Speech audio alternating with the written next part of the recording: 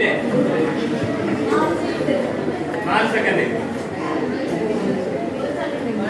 നിങ്ങൾ മനസ്സിലാക്കേണ്ട ഒരു കാര്യം എന്താ പറയൂ, നമ്മുടെ ഈ സിലിണ്ടറിന്റെ മാനുഫാക്ചർ എന്ന് പറഞ്ഞാൽ പോസിറ്റീവ് പ്രഷർ ടൈപ്പ് ആണ്. ഇതിന്റെ ഉള്ളിലേക്ക് ഒരു കാരണവശാലും പോകില്ല.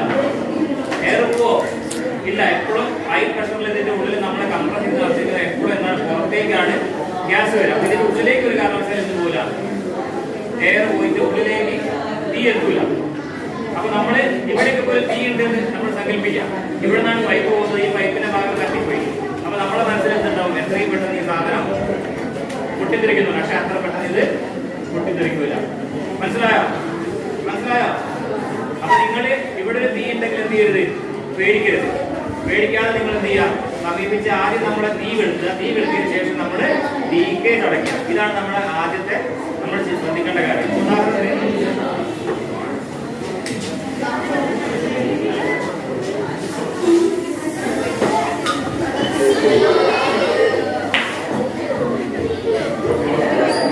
ഇങ്ങനെ കത്തിക്കൊണ്ടിരിക്കുകയാണെങ്കിൽ നമ്മളൊക്കെ മനസ്സിലെന്താണ്, ഏത് നിമിഷം ഈ സിലിണ്ടർ പൊട്ടിത്തെറിക്കുന്ന ഒരു പേടി ഉണ്ടാവില്ലേ? അപ്പൊ ഇങ്ങനൊന്നും സിലിണ്ടർ പൊട്ടിത്തെറിക്കില്ല. ഇങ്ങനെ കത്തുകയാണെങ്കിൽ നമ്മൾ എന്ത് ചെയ്യാം, നേരെ ഇതിന്റെ പുറകിൽ വരിക. ഒരു റെഗുലേറ്റർ കാണല്ലേ, ഇത് നമ്മൾ ഓഫ് ചെയ്യാം. ഇതെന്നറിയോ, ഈ ടാഗ് ഏത് ഡയറക്ഷനിലാണ് വലിക്കേണ്ടതെന്ന് വേണ്ടിയിട്ടാണ് ഇവിടെ ഒരു ഏറോ മാർക്ക് കൊടുത്തിരിക്കുന്നത്.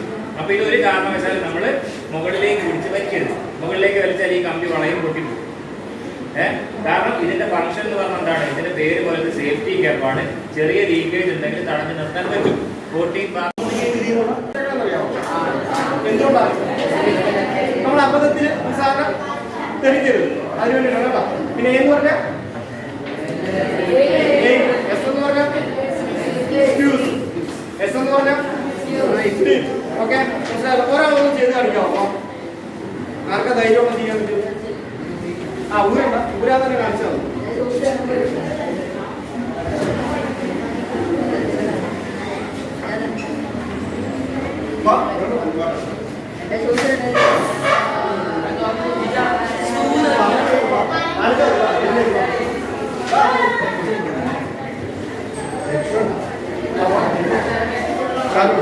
അയ്യോ നമ്മൾ എന്ത് ചെയ്യും?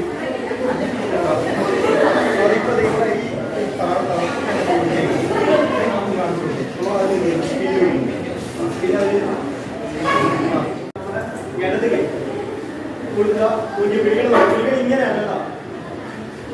ഓക്കെ, സെൻട്രൽ പോർഷൻ എടുക്കുന്നു. ഏകദേശം നമ്മൾ ചെയ്യുമ്പോഴത്തേക്ക് എന്താ, നമ്മുടെ ഫുൾ ബോഡി വെയിറ്റ് അവിടെ വരണം, ഇവിടെ വരണം, ചെസ്റ്റിൽ വരണം. ഞാൻ ചെയ്യുമ്പോഴത്തേക്ക് നിങ്ങൾ ശ്രദ്ധിച്ചോ, ഇങ്ങനെ എത്ര നമ്പറെ കൊടുക്കണം ഒരു മിനിറ്റില്? ക്ലാസ് കിട്ടിയെന്നല്ല പറഞ്ഞേ, ക്ലാസ് കിട്ടിയ ആളുകൾ പറഞ്ഞോളൂ. 30 പക്ഷെ ഒരു മിനിറ്റ് എത്ര കൊടുക്കണം?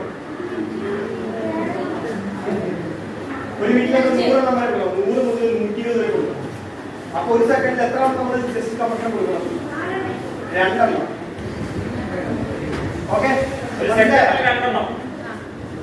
നീ പറഞ്ഞത് ശരിയാണ്. നമ്മൾ 30 ചെസ്റ്റ് കംപ്രഷൻ ആണ് കൊടുക്കുക. അതിന്റെ റേഷ്യോ എന്ന് പറയുന്നത് 30:2 ആണ്. അതായത് 30 ചെസ്റ്റ് കംപ്രഷൻ നമ്മൾ കൊടുക്കണം. ഓക്കെ, അങ്ങനെ ചെസ്റ്റ് കംപ്രഷൻ കൊടുത്താൽ പിന്നെ നമ്മൾ ശ്വാസം കൊടുക്കണ്ടേ? ഇതിപ്പോ നമ്മള് ഹൃദയമിടിപ്പ് നിലച്ചു പോയി നമ്മൾ ഹൃദയത്തിന്റെ പമ്പിംഗ് ആണ് ചെയ്യുന്നത്. അതിന്റെ കൂടെ നമ്മൾ എന്തും കൂടെ കൊടുക്കണം, ശ്വാസം കൊടുക്കണം. അതിനാണ് നമ്മൾ 30:2 എന്ന് പറയാം. 30 ചെസ്റ്റ് കംപ്രഷൻ കൊടുക്കുമ്പോൾ 2 റെസ്ക്യൂ ബ്രീത്തും നമ്മൾ കൊടുക്കണം. പിന്നെ നമ്മളിങ്ങനെ പ്രസ് ചെയ്യുന്ന സമയത്ത് ഇയാളുടെ ഹിപ്സ് പൊട്ടിപ്പോന്നൊന്നും പേടിക്കണ്ട. കാരണം ഇവിടെ പമ്പിംഗ് നടക്കണമെങ്കിൽ 5 മുതൽ 6 സെന്റിമീറ്റർ വരെ എന്ത് വേണം, ഇത് താഴണം. കേട്ടോ, നിങ്ങൾ എഞ്ചിന്റെ ഭാഗം 5 മുതൽ 6 സെന്റിമീറ്റർ വരെ താഴണം. എങ്കിൽ മാത്രമേ എന്ത് ചെയ്യാൻ പറ്റും, പമ്പിംഗ് നടക്കും. വെറുതെ ഞെക്കിയിട്ട് കാര്യമില്ല. ഡോക്ടേഴ്സ് ഒക്കെ ടേബിളിന്റെ മുകളിൽ കയറി ഇരുന്ന് ഞെക്കുന്ന കാണുന്നില്ലേ, ഫുൾ ബോഡി വെയിറ്റ് കൊടുത്തിട്ടാണ് അവർ ഞെക്കുക. ഓക്കെ, അഥവാ ഈ ഹിപ്സ് പൊട്ടിപ്പോയാലും എന്തില്ല, പ്രശ്നമില്ല. അത് കുറച്ച് നിങ്ങൾ റെസ്റ്റ് എടുത്തു കഴിഞ്ഞാൽ അത് റീസെന്റ് ആയിട്ട് വരും. ആള് മരിച്ചു പോയാലോ, തിരിച്ചു വരുമോ? ഇല്ല. അപ്പൊ നമുക്ക് CPR കൊടുക്കുന്ന ഒരാളെ ഒരു 85% മുകളിൽ എന്ത് ചെയ്യണമെന്ന്. അപ്പൊ ഇന്നത്തെ ഒരു ക്ലാസ്സിൽ ഞാൻ ഉദ്ദേശിക്കുന്നത്, നമ്മുടെ വലിയ വലിയ കാര്യങ്ങൾ പോട്ടെ, നമ്മുടെ നിത്യജീവിതത്തിൽ ഇന്നല്ലെങ്കിൽ നാളെ സംഭവിക്കാൻ സാധ്യതയുള്ള ഒരുപാട് അപകടങ്ങളുണ്ട്. അപ്പൊ അത്തരം ഒരു അപകടം സംഭവിച്ചു കഴിഞ്ഞാൽ ഏത് രീതിയിൽ നിങ്ങൾ റിയാക്ട് ചെയ്യണം എന്നതിനെ കുറിച്ചാണ് പറയാൻ പോകുന്നത്. ഓക്കെ, ഇപ്പൊ ഉദാഹരണത്തിന് ഞാനൊരു കാര്യം കൂടെ പറയട്ടെ. ഇപ്പൊ ഈ ഷോപ്പ് അടിച്ചൊരു കുട്ടി മരിച്ചില്ലേ, നിങ്ങൾ അറിഞ്ഞു. അപ്പൊ നിങ്ങളുടെ കൂട്ടത്തിൽ ആർക്കെങ്കിലും ഇതേപോലെ അപകടങ്ങൾ സംഭവിക്കാനുള്ള സാധ്യത ഉണ്ട് അല്ലെ? നിങ്ങൾക്കൊരു വൈദ്യുതാഘാതം നിങ്ങളുടെ ശരീരത്തിൽ ഏറ്റു കഴിഞ്ഞാൽ ഏത് രീതിയിലാണ് നിങ്ങളുടെ ശരീരത്തിന് അത് ബാധിക്കുക? പെട്ടെന്ന് മരിച്ചു എന്ന് പറയരുത്, അല്ലാതെ എങ്ങനെ ബാധിക്കാം? ഞാൻ പറയാൻ കാരണം എന്താ പറയുക, നമുക്ക് അപകടം പറ്റുമ്പോൾ നമ്മുടെ ശരീരത്തിലുള്ള മാറ്റങ്ങൾ നമ്മൾ കൃത്യമായിട്ട് മനസ്സിലാക്കണം. എങ്കിൽ മാത്രമേ നമുക്ക് അതിനെ പ്രതിരോധിക്കാനുള്ള ഫസ്റ്റ് എയ്ഡ് കൊടുക്കാൻ പറ്റൂ.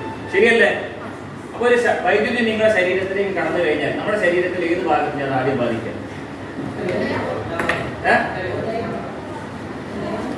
കേൾക്കുന്നില്ലേ? കേൾക്കുന്നില്ല? ഒരാൾ പറ. നട്ടലിനെ ബാധിക്കാന്ന് പറഞ്ഞു, ശരിയാണോ? അല്ലെങ്കിൽ വേറെ ഏതെങ്കിലും ശരീരത്തിനാണ് ബാധിക്കുക? അപ്പൊ നമ്മൾ ആദ്യം മനസ്സിലാക്കേണ്ട ഒരു കാര്യം, നമ്മൾ ഇലക്ട്രോക്യൂഷൻ അഥവാ വൈദ്യുതാഘാതം എന്ന് പറയുമ്പോൾ വൈദ്യുതി നമ്മുടെ ശരീരത്തിന്റെ ഒരു ഭാഗത്തുകൂടെ നമ്മുടെ ശരീരത്തിലേക്ക് കയറും അല്ലെ. നമ്മുടെ ശരീരം നല്ല കണ്ടക്ടറാണ് അല്ലെ, നല്ല വൈദ്യുതവാഹിയാണ്. അങ്ങനെ ശരീരത്തിലൂടെ വൈദ്യുതി കടന്നുപോയി വേറൊരു ഭാഗത്തുകൂടെ അത് ഇറങ്ങി എങ്ങോട്ടേക്ക് പോകും?